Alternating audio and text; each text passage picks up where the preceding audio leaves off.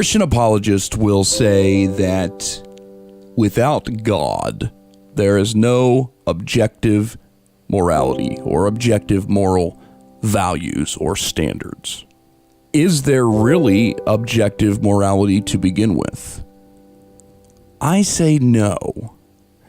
And the reason I say no is because I just don't think that there are a set of rules that everybody goes by, regardless of opinion or subjectivity. In other words, if humans didn't exist, would these rules still apply? For example, if humans didn't exist, would murder be wrong? How could it be wrong? Because there wouldn't be humans to murder. I think morality is subjective. It's just that some of these things are so ingrained within us because of teachings, because we're so conditioned to believe that they are universally objective. Where do I get my morality? I basically think of it in terms of rights. Every human being has a certain amount of rights, just like the Constitution. Is it the Constitution or the Declaration of Independence? I always get the two mixed up.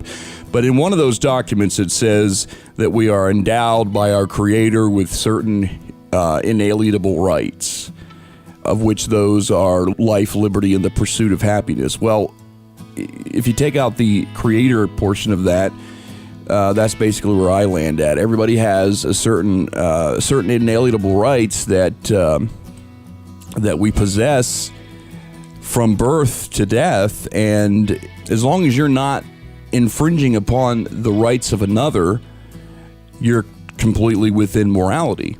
For example, if you take the big ones like murder and rape and child abuse and child molestation and things of those natures, those things are deemed wrong because they infringe upon the rights of another.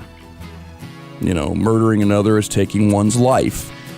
Raping another is infringing upon one's freedom. One's freedom to make the choice whether they want to engage in sexual conduct with that person. That's how I look at morality. Some apologists would argue that those values that I have in my head come from God, that they're somehow beamed into my head from birth, you know, that everybody has them because God gives them to us. But look at children. Look at how children behave before they are taught that things are right and wrong. I mean, children, for the lack of a better terminology, children are very selfish and very self-centered. You know, this is mine and you can't have it and I'm not sharing, and, you know, that's just how children are because they have not been taught at that point what correct behavior is to interact with other human beings. So if everything was intrinsic, or everything was ingrained within us from birth, why would children have to be taught these things? And the other argument is that without God and without the Bible, we wouldn't have a solid record or a solid formation of where these values come from. And I argue with that too, because frankly, if you've read the Old Testament, you know that there's a lot of stuff in there that is immoral. You know, we are morally superior to a lot of that stuff. Slavery is a great example. In Exodus 21 is a great example of how slavery is being pushed. Slavery is being taught as a good thing, as an okay thing. That it's okay to own slaves and to beat slaves.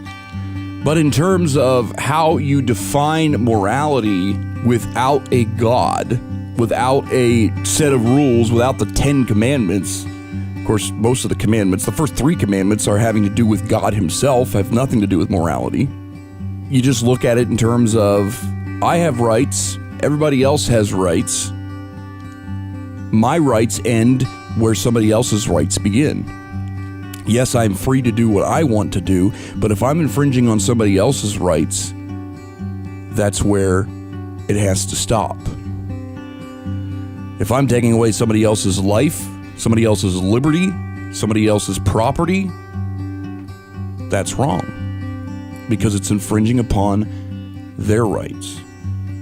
Some atheists will define morality in terms of survival and well-being of a society, and that's somewhere along the same lines.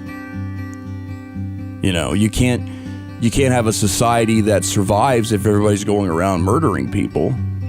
You can't have a society that's thriving if people are infringing upon other people's rights without consequence. And morality has changed over the years too. If morality was set in stone to begin with, why would it change? For example, 150 years ago, most people viewed slavery as an okay thing to do. To own other people was considered all right. It wasn't considered immoral. And they used the Bible to back that up. It was also considered that men were superior over women. If morality was something that was etched in stone, literally, with the Ten Commandments, it wouldn't be something that changes over time. It would be one set of rules, and that's it. It wouldn't be different between now and 2,000 years ago. And I hear a lot of Christians say, well, if you take God out of the picture, then everything's subjective and nothing's really right or wrong, and you can basically do whatever the hell you want. That's not true. I mean, there's some evil people out there that feel like they can do whatever the hell they want without consequence. But in terms of somebody that's moral, that's not the case.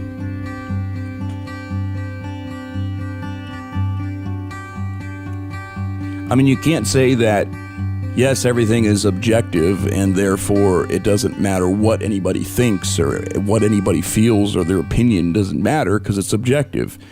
But I don't feel that that's the case, because objective means that it's so, no matter what, without any human interaction, without any human opinion, without any human input at all, that it's still true.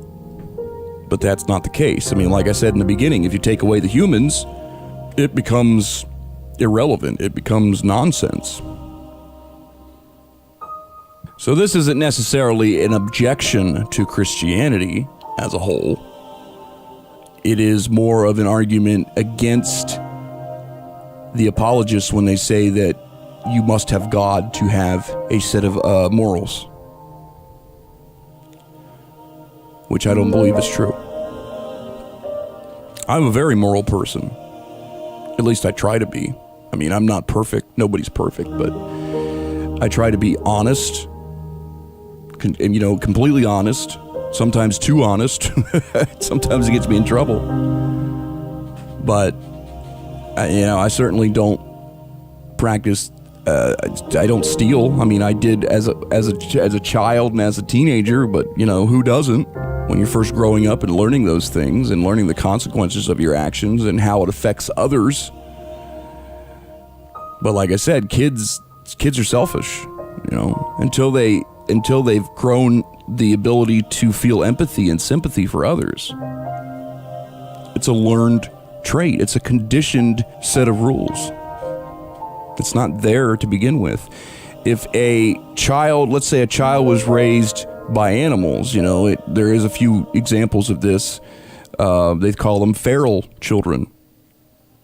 And if you bring a feral child into society, they're not going to be moral. They're not going to be even close to moral, because they haven't been taught morality.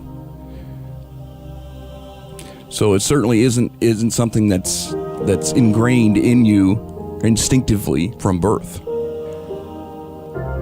As I said, the apologist will say that we can't have objective morality without God. Well, I say we don't have objective morality to begin with. And some people find that atrocious. They're like, well, if we don't have objective values, that means that somebody can go out and say that rape is okay, or murder is okay, or child molestation is okay. Because it's subjective. It's an opinion, right? Maybe so. But that doesn't mean that that person can go out and commit those atrocities without societal consequences. Therefore, even though it is subjective and it's an opinion, doesn't mean that anybody can do whatever they want. We as a society have to set rules and set guidelines based on the majority of opinion. I mean, the majority of people will tell you that murder is wrong, rape is wrong, stealing is wrong.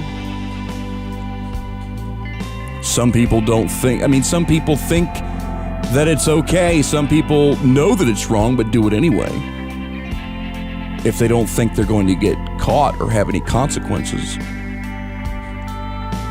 Serial killers lack a certain part of the brain. It's disconnected, their ability to empathize. And therefore, a lot of them don't have any regret or remorse or empathy for other human beings. So where is their objective morality? It doesn't exist. You want to know how to live morally? Don't infringe upon the rights of anybody else. That's it. Don't take anybody's life. Don't take their liberty, their freedom. Don't take their property. Don't destroy their property.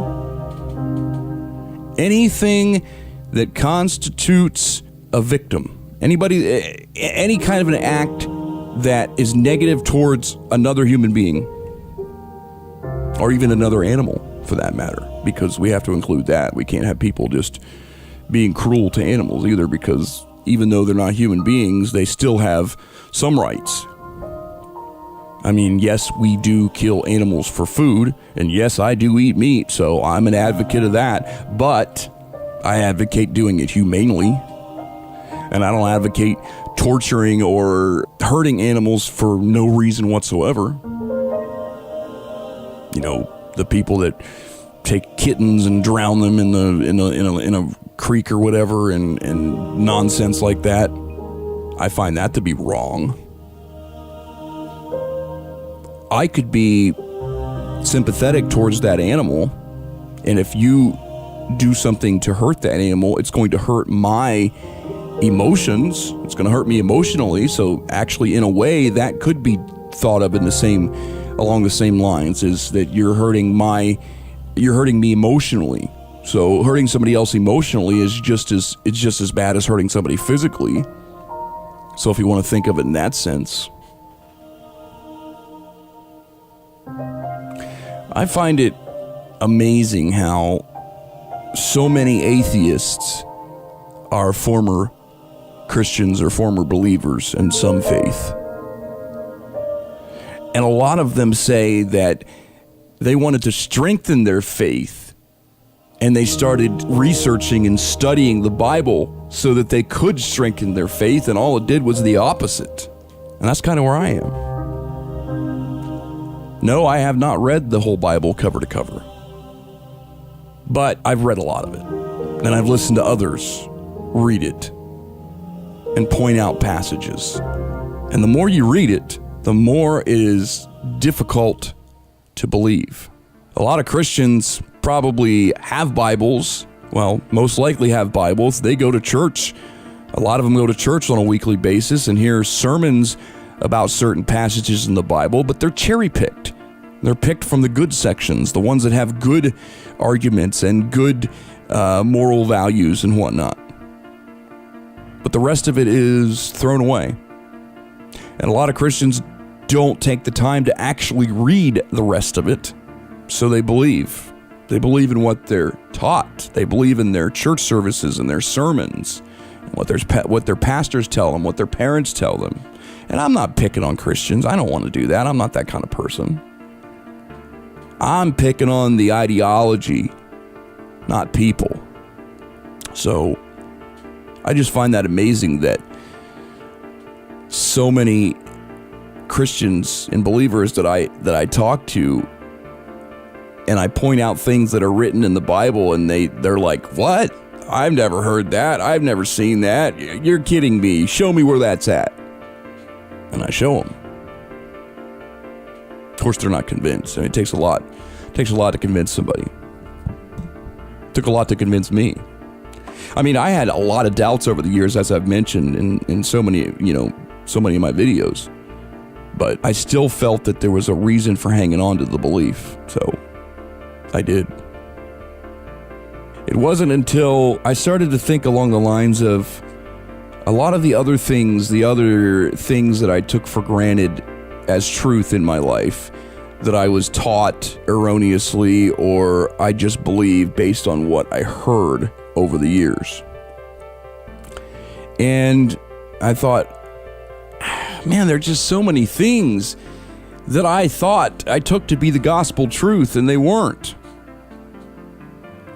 And I started thinking, well, what if that's the case with my religion? What if that's the case with, God and the Bible? And what if it's not really true? What That's why I started the research. That's why I started looking into it, because I wanted to find out. I wanted to prove everybody wrong. I wanted to say, look, this is the truth. This is how it is. God is real. And I'm going to prove it. That's what I wanted to do originally. Funny how it ended up the other way around. Somebody will say, well, it's just Satan. It's Satan working in you and deceiving you into believing something that's not true. Of course, I had those worries too. I always worried that, that it was written in the Bible that in the end times, people would be deceived into believing things that weren't true. And I've thought about that too, and it still scares me to think, well, what if I'm wrong? What if I'm wrong? What if it is all true? But then I have to look at things again and think to myself, there's no way that a true loving God would do the things that were done in the Bible and would act in the manner that we see within Christianity. And the whole premise of, as I went over in the last video, of the sacrifice, the blood sacrifice and all that stuff, it just doesn't add up in a reasonable, logical, rational mind. Some people just believe it on the surface. They look at the surface story, and it sounds like a good story, sounds like the ultimate sacrifice that God did for us lowly wretches. Amazing grace, saved a wretch like me. And that's the whole idea behind Christianity, is to make everybody feel like they are wretches. They are worthless. Maybe not worthless, but they are broken. They're sinners. They're guilty from the day they're born. They're guilty. Doesn't matter what you do in life. And that's the big thing about Christianity, is it doesn't matter what you do with your life. There's no reward for being good. There's no punishment for being bad. None. It's all based on a belief system. You believe, you're saved, you go to heaven. Doesn't matter what you did. Doesn't matter what you did throughout your entire life. Some apologists will say, well, once you're saved, then you'll want to live a better life. Well, maybe that's true. But it doesn't account for anything that was done before that. It doesn't account for if somebody does something after that, even though they're supposedly saved and want to live better. But what if they don't? What if they mess up and they do something that's really, really wrong? But then all they got to do is ask for forgiveness, and they're back on track. They're back on the path to heaven. You had somebody else, some other human being that's just as good, that's living a life just as parallel as what a Christian might, without God, is doomed to hell. I covered this argument in my last video about this. That is just the part that I have to keep referring back to assure myself that it can't be true. Every time I'm talking 38 years almost of Christianity from behind me, and then only a few months of this atheistic view. So I got all these things creep back up on me, like, what if I'm wrong? Like I said before, what if I'm wrong? What if this is really true? But then I have to start thinking and telling myself, no, it can't be true. It absolutely cannot be true, because no reasonable God would set up a system like this. Let's just throw out anything that you do in your 75 to 80 years on earth. That doesn't matter. You just have to believe a certain thing and you're saved. That's it. Just believe. And belief is not a choice. It is not a choice. Well, anyway, this video is probably getting a little bit longer than I intended, so we're going to kind of cut it off at this point. But there may or may not be a part 4 in this series, but anybody that's listening to me at this point has already pretty much figured out that I don't know if I probably haven't proven beyond a reasonable doubt that Christianity is not true, because I still have doubts sometimes. But I think I've demonstrated that my position has completely changed 180 degrees. So if there's something specific that you have a question about or you're wondering about and you want me to cover the topic in more greater detail, ask, if you've just got a question or whatever it happens to be, please feel free to comment below, and I'll make another video about that specific topic if we get enough requests for it. All right, well, this is Andy Michaels. Thanks again for watching. I do appreciate it. And please go over to patreon.com/Andy Michaels and become a patron. I do appreciate that. And like, share, comment, of course, like I mentioned, and subscribe to my channel. All right, guys, thanks again for watching. Have a great day. See ya.